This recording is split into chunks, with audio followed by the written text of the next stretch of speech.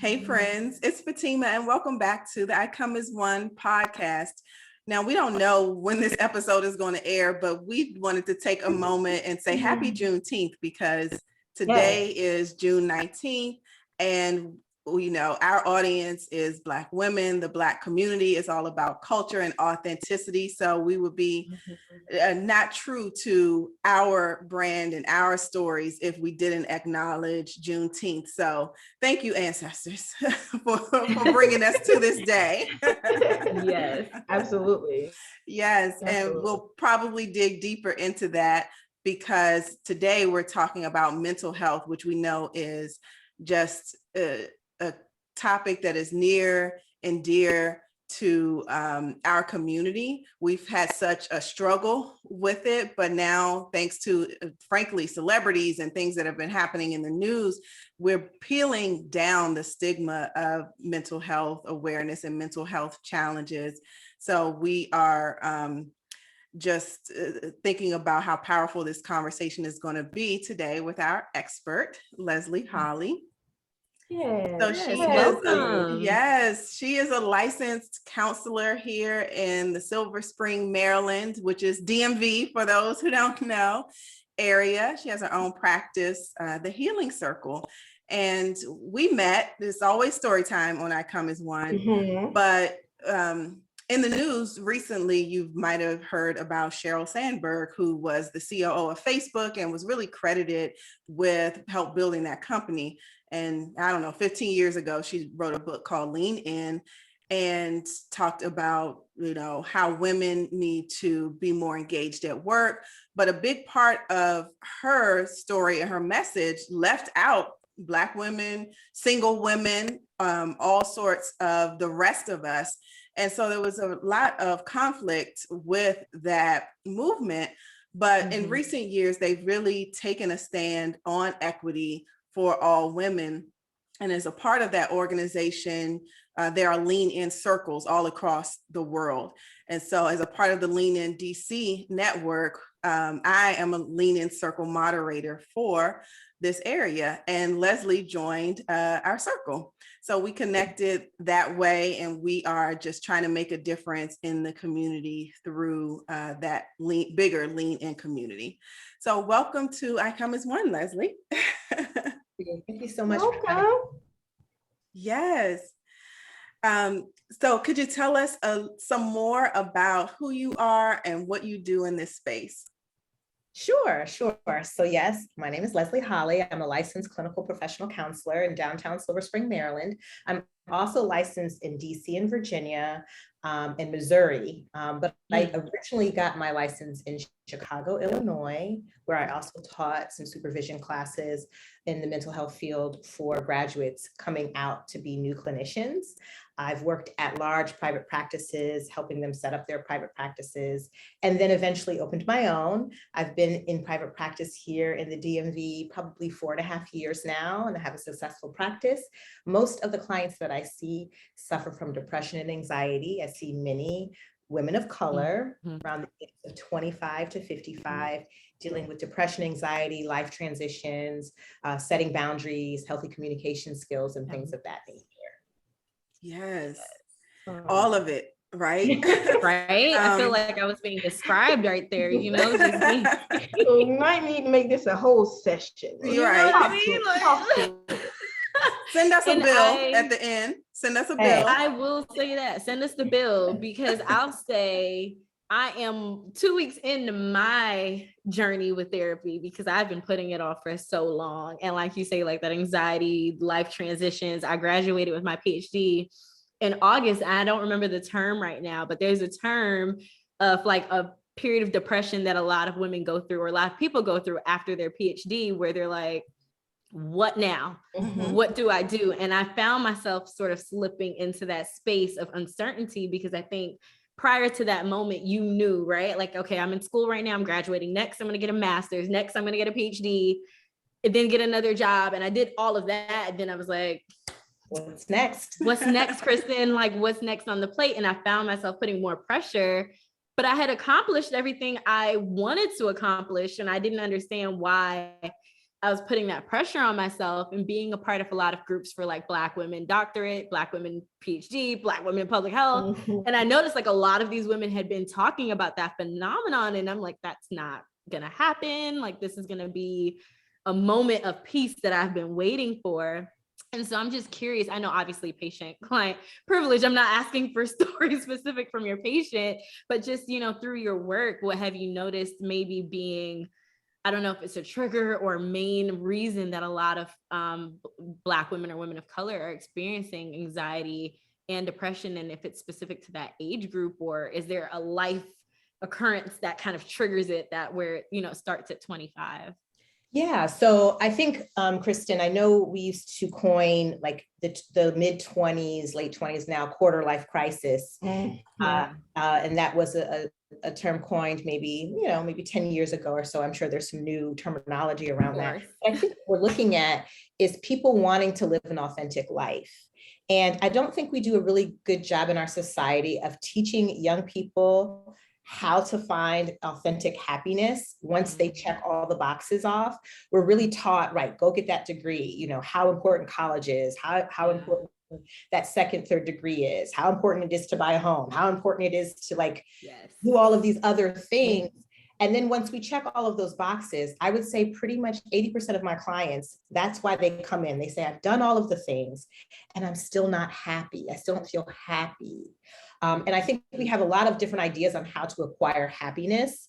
But when we look at external validation versus internal validation, I think our society focuses a lot on this external piece of the things I can grab and they're going to make me happy. But what we're really finding is if we don't have that internal validation, it doesn't matter what we get externally. It will never be enough. And so how do we walk through this life trying to find authentic ways of being? Right? So that's about setting boundaries. That's about identifying what our values are and making sure that we're aligned with our values, because our jobs are going to change. Our life circumstances are going to constantly change. And we really don't have a lot of control over that. COVID really reminded us of that one day things can be fine or normal, and then the next day they're not. And even still in COVID, we don't understand who gets it, how you get it, what's going to happen to you if you get it. And so there's all this uncertainty. So really, we have to look at our internal validation. How are we getting those needs met? And how are we living an authentic life? So yes, to answer your question, many of my clients, that is what they're experiencing, and they're trying to find their own happiness. Yeah, thank you for that explanation. And I'll, hand it over to others. But I think that internal versus external validation really speaks to me, just being that we're in a culture now where social media is kind of defining happiness, and it's usually tangible and it's usually external. And you guys know I'm really into the IG group or whatever, but T.I. is one of my favorite rappers. Just, I don't know. And he had to explain himself on social media this week because he didn't do a post for his daughter's birthday. He was like, this is my daughter. Like, I speak to her in real life. I don't need to post a whole story on social media to show my love for my daughter. I can do that in private. And I think that's something that we're missing, especially in my generation, as far as you can do things outside of others and do that internally to find that peace and what makes you happy. So that stood out to me. Yeah, no, I think I'm sorry, go ahead, Leslie. Oh, I was just going to say on the T.I. note, maybe oh dear, because he defended his son, acting a fool. Sure did. And it's like, okay, well, but I digress. I don't agree with everything he does. I'm like, babe, that wasn't okay. Okay, Kristen, now you're back. You're back. We know for a minute. We didn't know where that was going for a minute.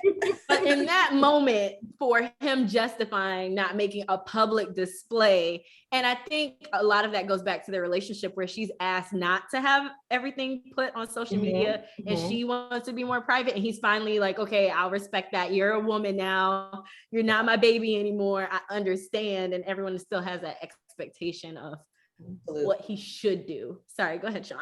No, that's such a great point.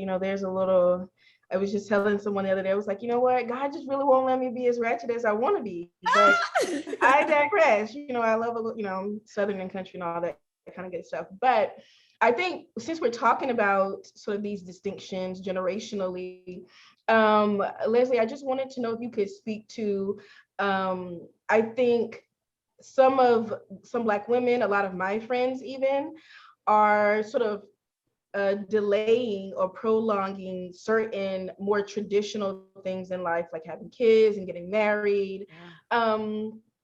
And I wonder what sort of role you recognize that's played in some of your clients, and if you had any sort of thoughts about how to sort of move through that, how to transition through that. Because I have a number of friends who are my age, which is 37. They are still doing the things that feed their spirit. And then they're like, now I'll get to some of the more traditional things that people expect from women. You know, well, I love to hear that it sounds like they're out there living their best lives. And we are. You know, Kristen is over here gallivanting across the world. You know, I try. Like her when I grew up. Starting the 30s with a bang. I love it. You know, I think in talking about this, how society deems what's important. You know, for Black women, I think we all can agree when we look at Black love and we look at, you know, getting married, having kids, the white picket fence, the American dream, if you will. For many of us, it's really hard to find that, given the current climate of things. A lot of it is out of our control, right? But when we do look at the numbers, there are more Black women than Black men.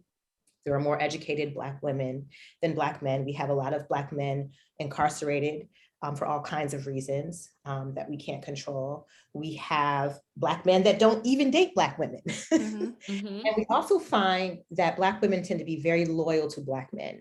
So when you stack up, and I was listening to a podcast talking about this, if you were to line up every Black woman and every Black man, there's going to be lines and lines and rows of Black women over the Black men. And then we add these other statistics, which also makes it really hard to find that partner.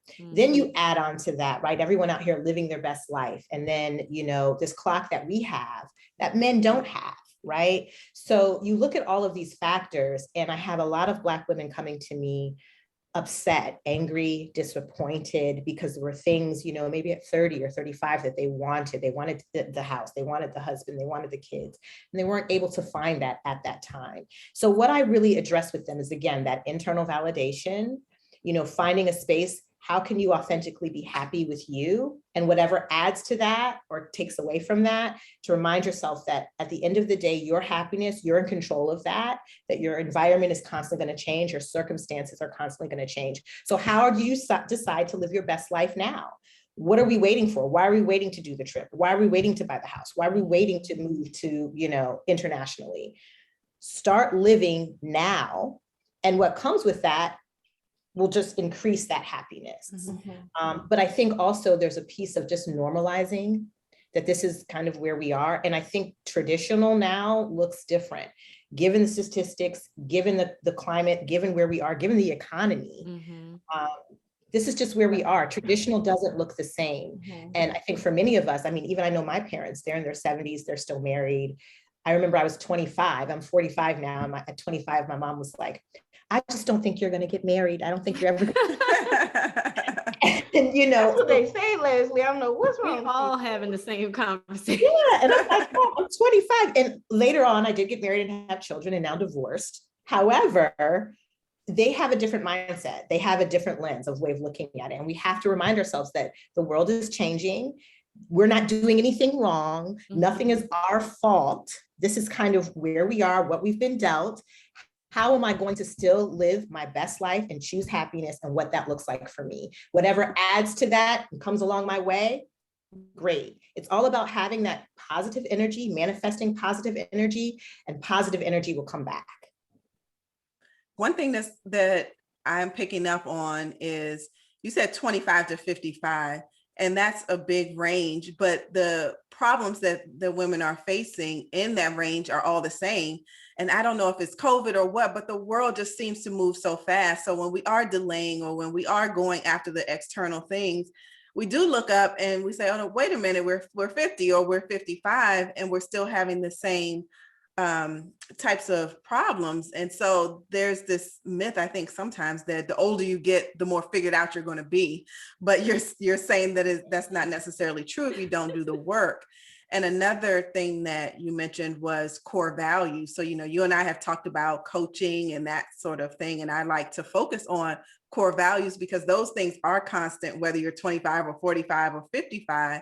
So leaning into them at 25 or even at 20 can sort of help maybe along the way if we go more internal than external. So that's just my lessons that I'm getting from what you're saying. But speaking of the world changing, and you talked some about COVID and how that has just exasperated all of these things that are happening. So could you go deeper into that? Yes. Well, first, just to piggyback off what you were saying about, this age range from 25 to 55, what I also find is a commonality is we're always thinking about what's next, instead of focusing on the now. Mm-hmm. And how great the now is. Have you ever looked at a picture of yourself when you were young and you were like, man, I had it going on. And at the time, I wasn't even in that space. I was thinking about what I had to do next. Mm-hmm. The time is now. It's always now to be focused on what am I doing now to create happiness in my life? Because we can't get this hour back. Once this hour is gone, it's gone forever. Right? So how do I really focus on the now? And in regards to the values, what I try to do with my clients is we do a values assessment, which I'm sure is a lot what you do in coaching. And then we'll pick about 5 to 7 values for them to write on some type of like motivational poster or dry erase board. And I ask them every week to really check in with, am I aligned with my values? Am I aligned with these things every day? Am I matching these every day? When I did my values assessment and I said, I really want to focus on my religion and my spirituality.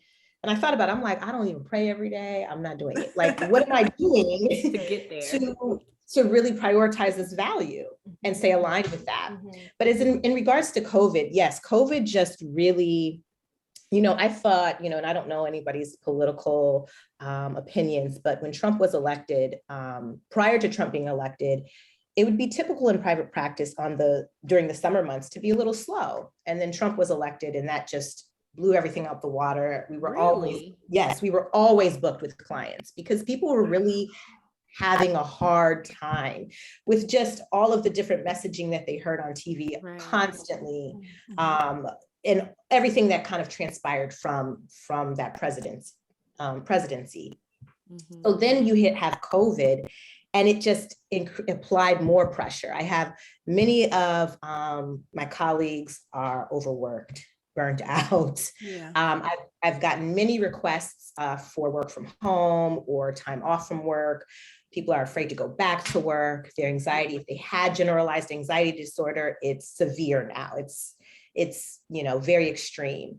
If they had depression or isolation issues, it's extreme at this point. And so COVID really peeled back the layers of some of the things that we've already been dealing with and really made them, unfortunately, worse for people. So what I find is a lot of people are struggling again with going back to work or with isolation.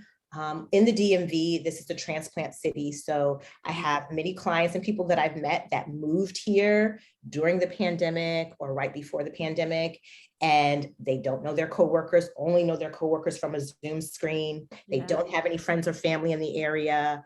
Many single people, they're very isolated at home. They don't have a little village of people to hang out with.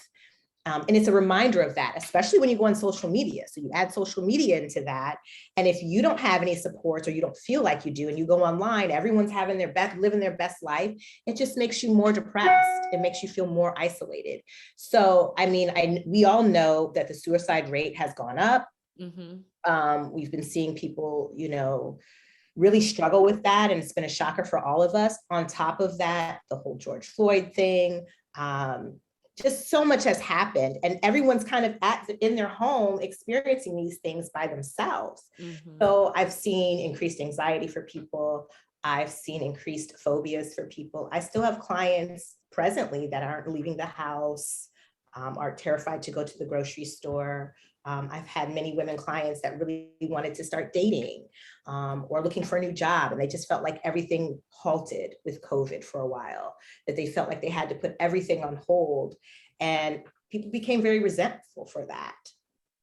Yeah, I will say COVID for me was more of like a blessing and a hard time, because I was able to like focus more on my PhD and finishing my dissertation, but then everything happening in the world was tough. So George Floyd, Ahmaud Arbery, all these things were happening, social justice, and it made you live this in a different space. To your point, being home alone. And I have a cousin who moved to DMV, COVID happened.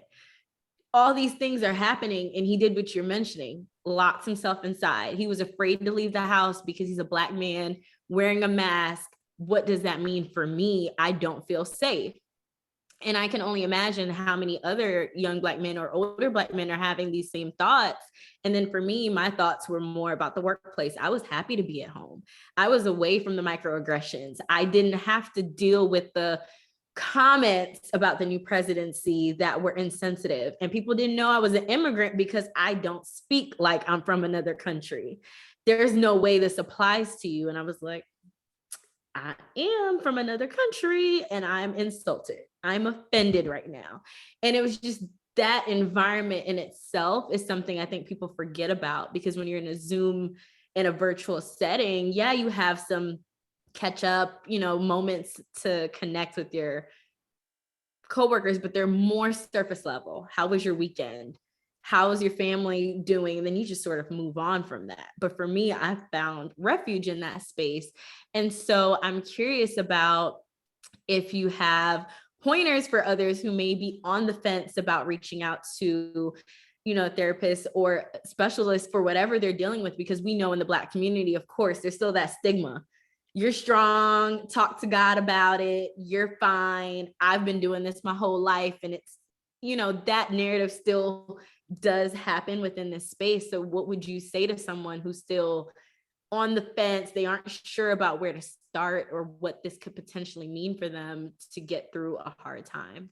Yeah, I'm glad you mentioned that. I think a big piece of the hesitation for therapy in the Black community is that we are used to dealing with so much just in general. So we're like, I can take it, I can handle it, I can handle it. A lot of research shows that Black women in particular, when they do come to therapy, they're like 3 or 4 times more stressed than any other population when they come. So they're already dealing with more than most of the clients coming in for therapy. And I find that personally too, like, wow, where have you been? How have you been managing all of this?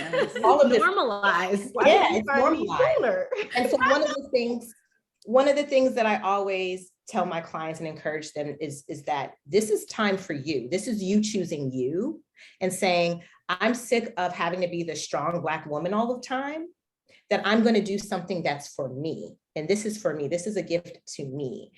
I also tell clients, because I do have some clients that are really excited about therapy.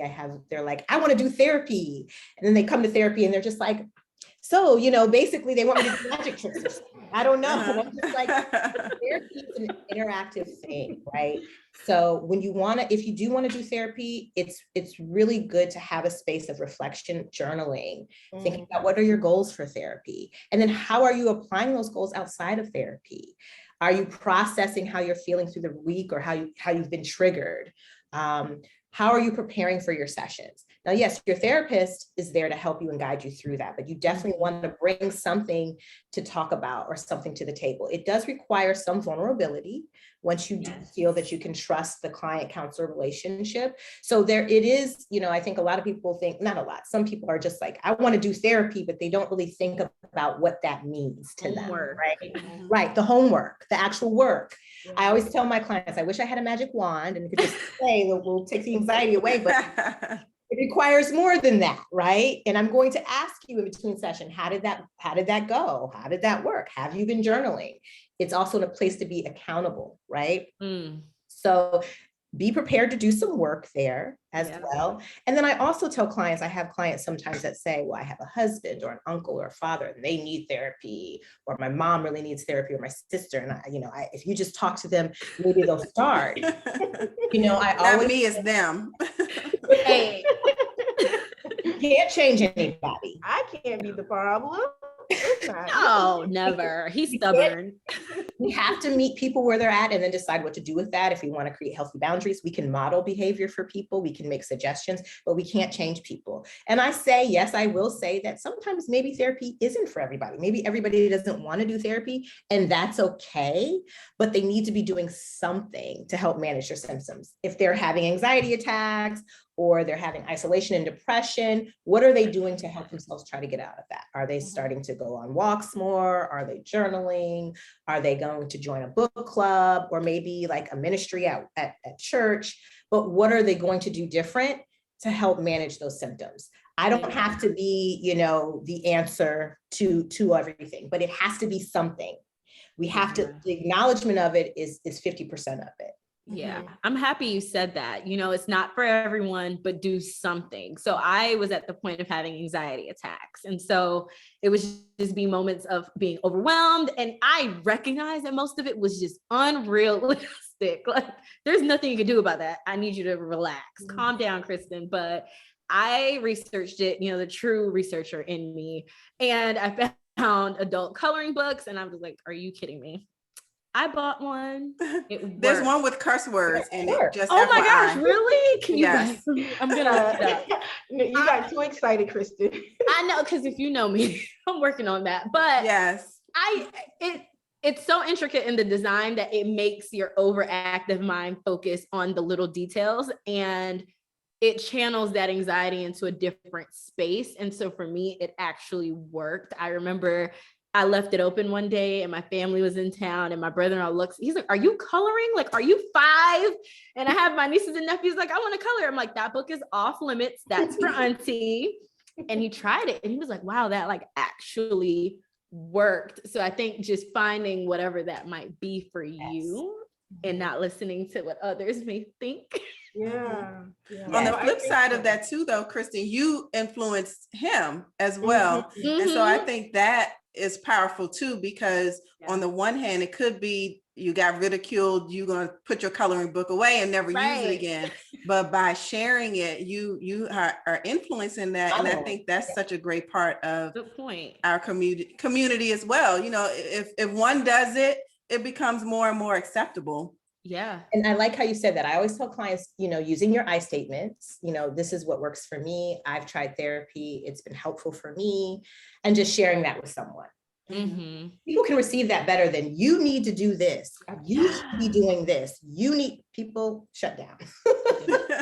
Hey, this is what worked for me. I tried it. It's been really helpful for me. I was feeling this way and that way. Again, those I statements. And if you ever want any information, I'm happy to share that. Mm-hmm. Yeah, no, I think that's great. I think so. I go to therapy as well, and I'm not the person that's just like, let's start therapy. I believe it works. I believe it's useful. So I tell people these days, the best advice I can give you is to find a therapist.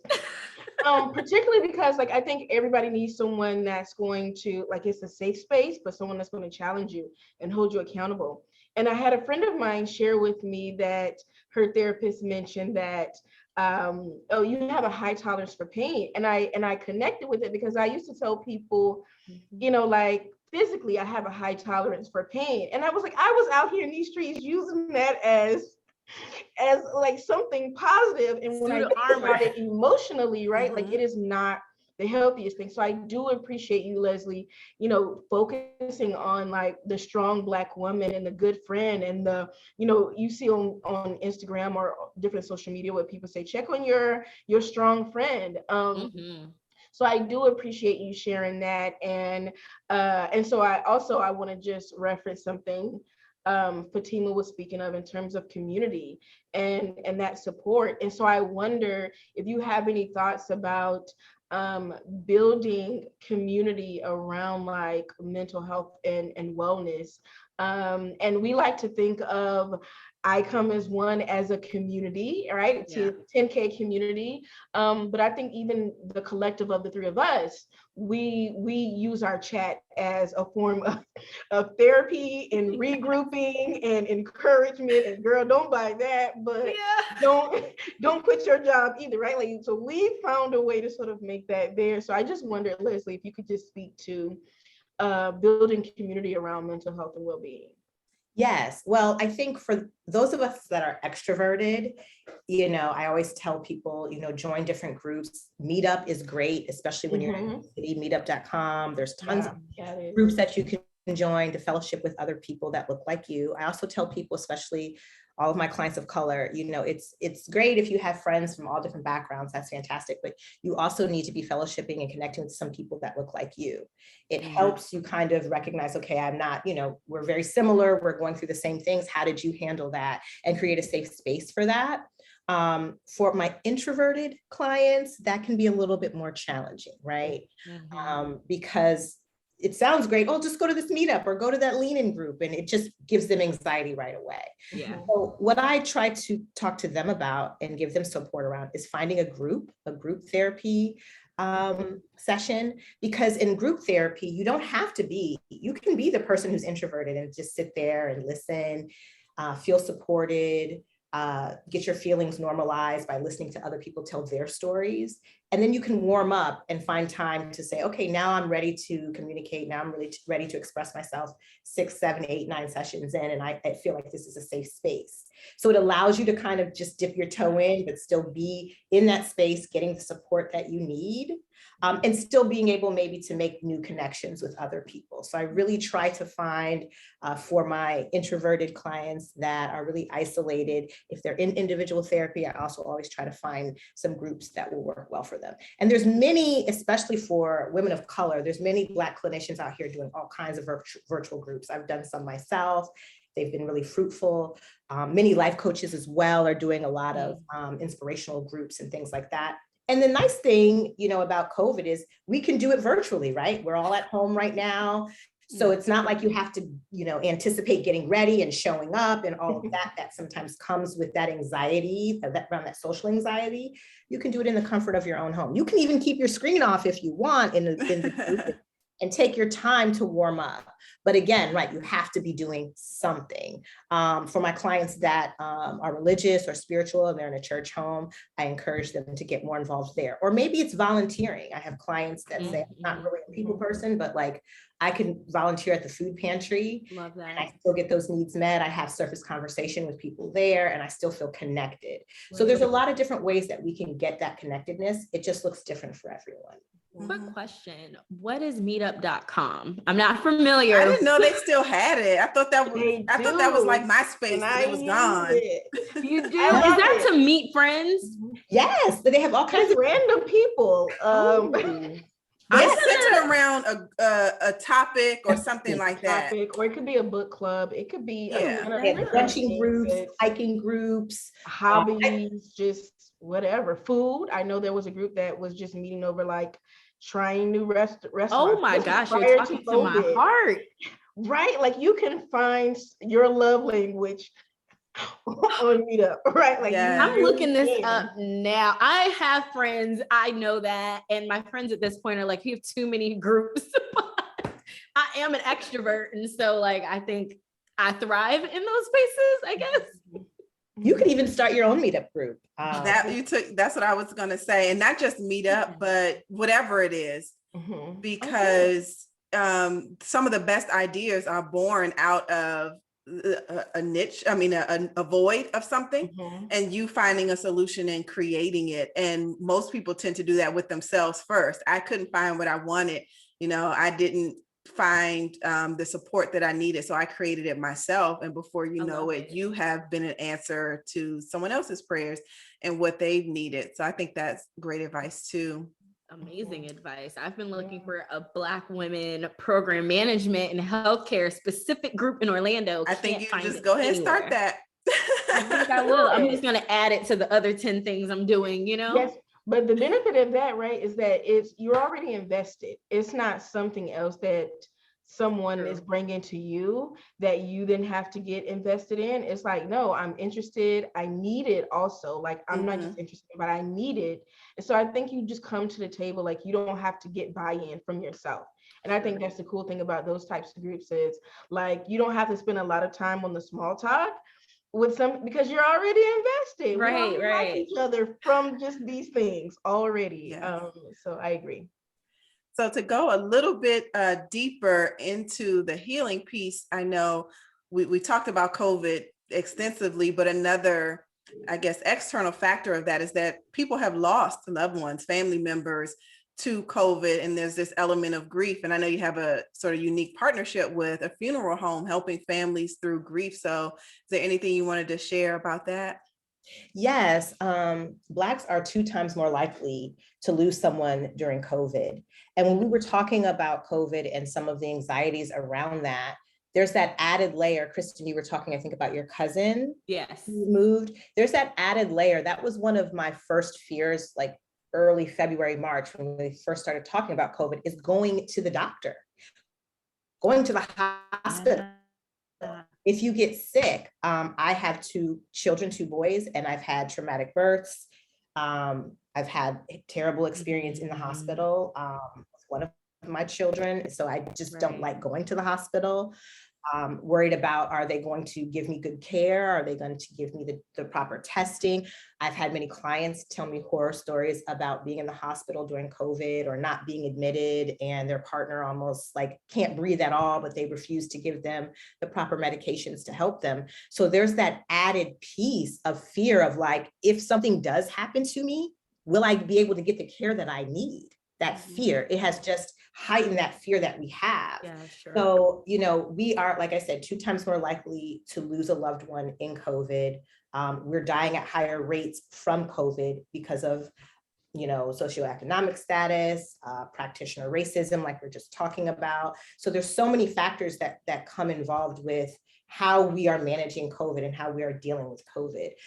Many of us too have family members. I mean, I think just in our society, we have a lot of people that some are anti-vaxxers and having these other conversations. So dealing with the medical field and COVID for Black Americans has been traumatic. On top of that, when you lose a loved one from COVID, people have terrible stories about not being able to say goodbye to their loved ones, not being able to bury them properly. And that stays with you. So we're really, pre-COVID, we were already dealing with a lot. We're always, unfortunately, dealing with a lot, right? As Black folk. You add COVID into that, it has just exacerbated a lot of these symptoms and issues. And you'll find that, right? I have a lot of clients that have said, well, I was barely managing these things already. Yeah. And now I can't manage, I really can't. So we're seeing that, Black grief as it pertains to COVID and just the world we live in right now is really high. I think too, agitation is really high. I mean, we see that all over the country for many people, that agitation is clearly high. But within our communities, there's a lot that we deal with on a day-to-day. And Kristen, you mentioned these Zoom calls, and I'm glad that you're able to say, this is now, I can compartmentalize it. I have many clients that find themselves very agitated in these Zoom calls when people are asking them about, the weather and what their kids are doing for the vacation after the Buffalo shooting. Or I'll just be frank, this may be controversial, but talking about how we need to donate money to Ukraine and all that we need to do. Oh, yeah. Ukraine. I think many Black Americans are like, hello. We need help here. Reparations, We're still waiting. But Tima's gonna get reparations in every episode. It's Juneteenth, That part. Exactly. And so I think, and I've even experienced it myself, with the shooting in Texas, devastating, right? God. But I remember that was right after Buffalo. When a lot of the associations I'm involved with, they were like, we've got to do something because of this Uvalde shooting. And the first thought I had was, what about Buffalo? Well, why are we, and so, right. And so I think as a Black woman, I have empathy, but then I also have this anger about like, what about us? That invisibility has just become more apparent in the current climate that we're in. How we, with this current administration, the invisibility just has become more and more apparent, and it's increased our agitation level as well. So I would say, yes, now is a good time to get into therapy. I like that. You brought that up though, Leslie. I mean, not that it was good feeling, but I think it's important to highlight it because thinking back to your comment with the experience with the medical field, I've been in healthcare my entire career, and I've worked for a hospital system. I worked for state government. And now I'm in a startup environment. And I think back to just research in general, just being the history of medical transformations throughout history, I should say, and what that has meant for Black people. So I remember when the vaccine was coming out, and I was torn with myself because from a research perspective and looking at the numbers and statistics and confidence intervals, I know that this is a good level of research that we're seeing. It's not new technology and it makes sense. But then I think back to Tuskegee, I think back to, stem cell research and all these things that have happened, and even coming more close to home and the experience that others are having that I've had, taking my stepfather to the ER just for him to be put to the side. And it got to the point where I'm bringing up what these contracts state and that someone needs to be here within 30 minutes when they're on call. If I wasn't there, what was going to happen to him? He's there for heart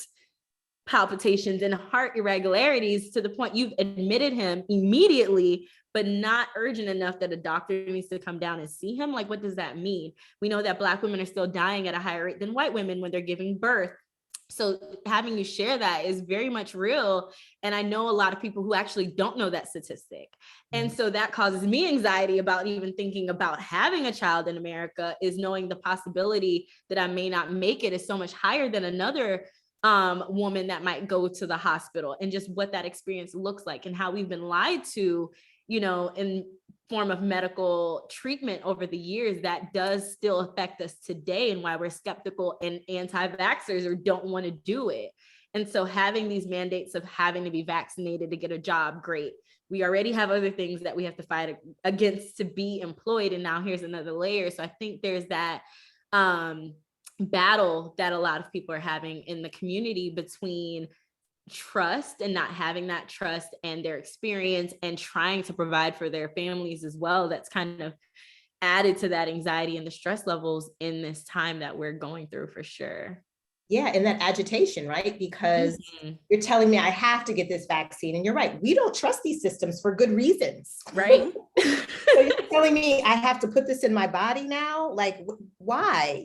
And so early on, I had a lot of conversations with clients around that and processing that. Like, okay, Right. what's, weigh the pros and cons. Like, what's the worst thing that could happen on each side? These are things that we have to look at, because we weren't getting great messaging from our president, from government, of what to do here. It was just like, people are still confused on what they should do. Should I get the next booster? I don't know.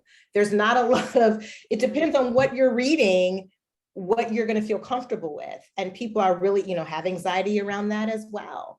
So I'm curious, I know we're kind of close to time, but I know you're practicing across different states, and different states handled workplace policies and COVID policies differently, right? So I'm in Florida, and we know that it's pretty lax, not required. Vaccination is not required to go to a restaurant, versus like New York was very strict on what that looked like, in California. So we know there's a difference there. Have you noticed a difference in conversations with clients, or the experience with clients, based on the different states that they've lived in, or is it somewhat similar? Well, actually, it's different. So my clients in Missouri, and I lived in Missouri for a year. I actually helped put a private practice up for a larger group practice in the Chicago area, in Missouri, in St. Louis. And my clients there, most of them, my clients of color, work in pretty much, not predominantly, all white environments, and they're the only Black person there. Yeah. I think you worked in the Midwest, and we talked a little bit about some of those experiences. And people, anti-vaxxers, anti-abortion. So a lot of the things that they're dealing with is a lot of insensitivity around people, them wearing their masks. So now we're in a space where people are having to go back to work. Many of my clients are deciding, hey, I want to wear my mask. Some people have joked, like, some of these people I worked with didn't wash their hands pre-COVID. They didn't, no, they didn't. Or cover their mouth when they cough. Exactly. And now, in COVID, I certainly don't trust, that the environment is going to be, very healthy. And so them getting a lot of backlash. Well, you don't have to wear your mask, or why are you wearing your mask? And kind of being aggressively questioned about them just wanting to wear their mask at work. Protect themselves. Yes. Yes. In the DMV, many of my clients, they're really kind of, how can I get out of this? How can I get out of this? Like, The loophole. what are some things we can do so that I don't have to go to work, or maybe, you know, I can minimize the time I have to be at work? How can we feel, you know, get some advocacy around that? But the topics tend to be different. This is reminding me of the conversation we had, I think it was with Alexis and others, but just how so many Black women are moving into entrepreneurship. And I can see this being a factor as well. They don't want to go back to work. So now they're liberating themselves through entrepreneurship. They don't want to be in these workplaces. And so they are finding themselves or reinventing themselves in a different way. And I can just see that connection there. So any other messages that you want to send to our audience? Let's see. Well, like I said, you know, everyone doesn't have to do therapy if they don't want to do therapy, but you have to do something. Self-care is very important.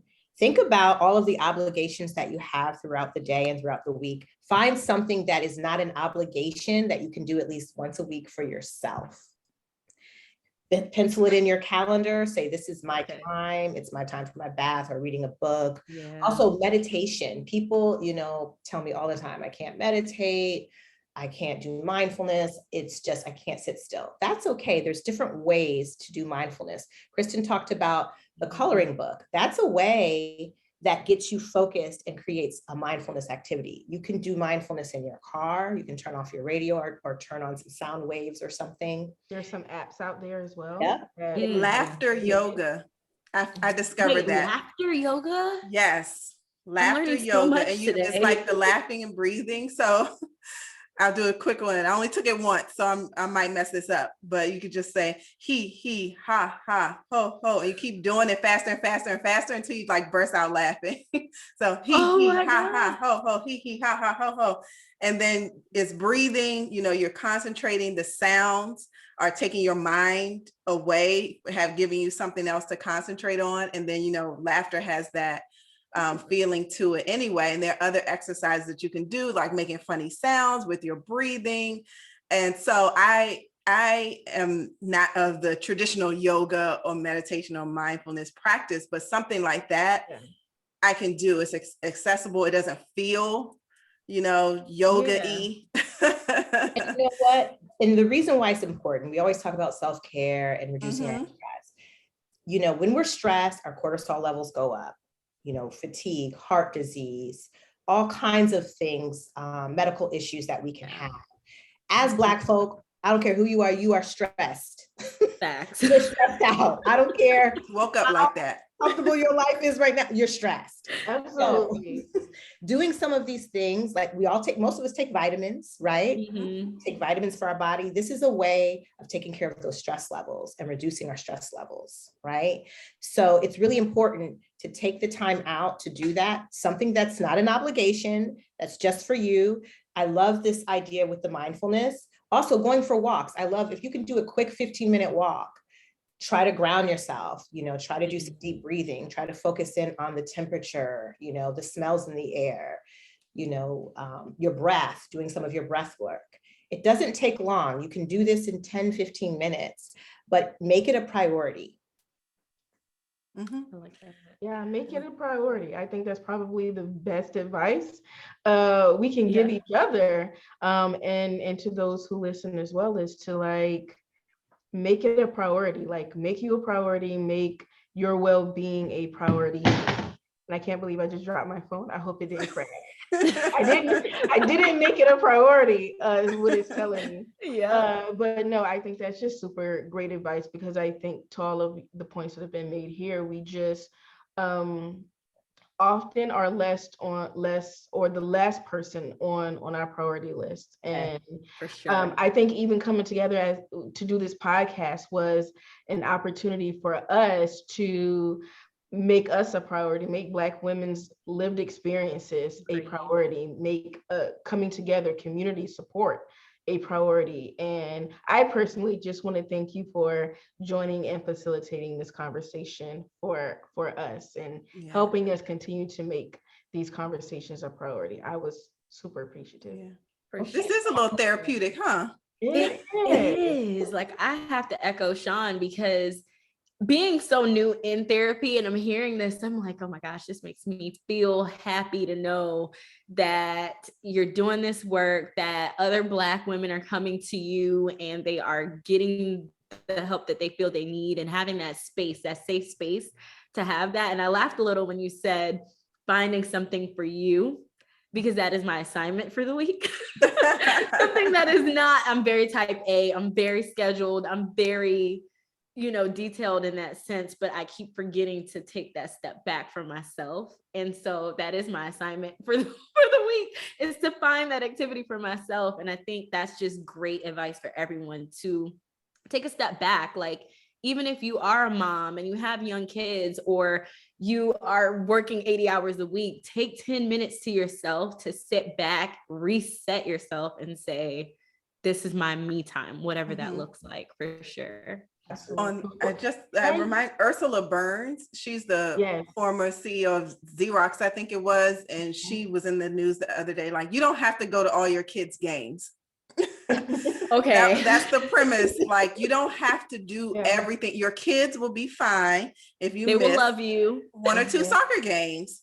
So, and sometimes we need the permission, right? Yes. Like, hope if whoever's listening, if you need the permission to not do something for someone else, you have it. Sean says you have permission.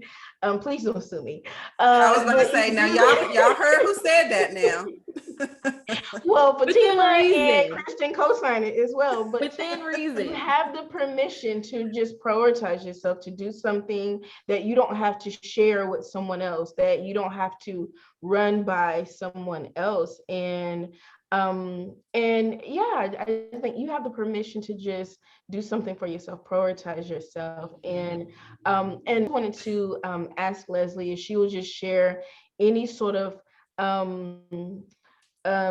ideas about how individuals might search and sort of explore finding a therapist for themselves, if that's what they choose to do. Well, I would tell you Psychology Today, but of course I want to plug, I think it's blacktherapists.com. Oh yeah.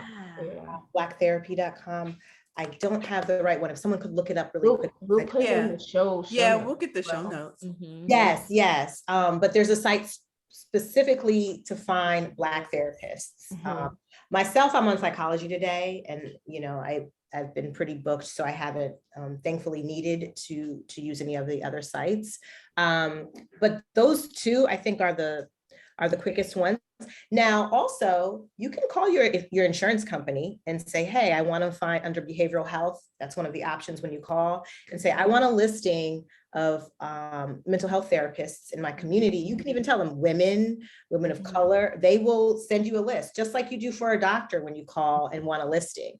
They can give you a listing of the therapists that take your insurance. So that will also help. And I do know with Psychology Today, I feel like it's like Facebook for therapists. It shows what insurance they take, what populations they work with. It has a nice picture. They even have video now, so you can have a little intro of your therapist so you can see what they look like. People also will give them little comments or feedback of like their experience with that therapist or other colleagues that they work with. So it's a nice way to kind of get a nice overview. And then also, when you do find a couple of therapists that you're interested in, see if they do a free consultation. I offer a free 15-minute consultation. Many therapists do. It's pretty customary to do so. So I would say shop around. Like, we want it to be a good fit. I mean, just because the therapist is a great therapist doesn't mean it's the right therapist for you, and that's okay. Maybe you're not vibing. You really want to find somebody that you really vibe with and connect with, and you feel like you could trust over time. Don't force the relationship. If it's not working, it's okay to say, hey, I think I'm going to terminate. I want to try something else. Interview 3 to 4 therapists, do a quick 15-minute consultation, and then, make a decision. in that consultation, come prepared, asking them questions, whatever you'd like to know. How do you work with a client? What does it look like in sessions? Do you give homework? What kinds of theoretical approaches do you use? So shop around. You have every right to ask these questions to make sure that you get a good fit. I like that. That's great. And I will say one of my close friends has been on her therapy journey and shared with me like what that felt like for herself to shop around for a therapist. She's like, one therapist is great, but maybe we're talking too much like friends. I talked to her like that's my BFF. And maybe I need to take a step back from that and just doing that thought on what you need from those sessions for sure. That's great advice. Absolutely. In addition to the to your health insurance, most employers also have employee assistance programs, the EAP, with a hotline that you can call, and that should be free, at least up to a certain point. You might get 2 or 3 sessions free. So that may be a good option. Absolutely. I'm thinking too. Go ahead. Yeah, they usually offer around 3 to 5 sessions if they have an employee assistance program. And when looking for new jobs, ask them, what is their mental health benefit? Because my company just launched a new thing and the company offers 10 free sessions, 10 to 12, depending on what that looks like. And it could be coaching or it can be a therapist. They have different options as well. I was like, well, perfect timing. Oh, and also take your personal days. That's what it's there for. Yes. You know, people come to me, they're stressed out. I'm like, well, when was the last time you took a day off? Well, I can't take it. You can take a day off. They'll be fine. And telework is not taking a day off. People think, oh, I'm home, so I don't want to take off. Like, it's different. Take it off. Yeah, it's more and more companies are investing, just like with DEI work. You know, there is a business case for investing in your employees. Their profits go up, their goals are met when you have employees who are healthy. For sure. So they're finally getting it. So we'll try to capture a lot of this in the show notes, maybe a little teeny exercise that people can do on their own or something. And then just your pointers about how to pick a great therapist. Yeah. So you are also officially in our 10K community. You know, our podcast is built on the quote, I come as one, but I stand as 10,000. And so we are trying to build that community of 10,000 women and supporters through Facebook. So welcome to that club. Thank you. Yes, it sounds like we need a part 2 or maybe a part 3. I can also see like, you know, every season, just Leslie dropping in because there are more and more things to tackle. The conversation itself is evolving. There'll be something else. We might still be in COVID, but with things that are how things are changing, it's a constant conversation, but it's not stale. It's new every time. There's a gem every time. So you are always welcome back to our microphones. Thank you. I was so happy to be invited. It was a pleasure being here and sharing today and meeting all of you lovely ladies. Thank you, Leslie. Take care. Leslie.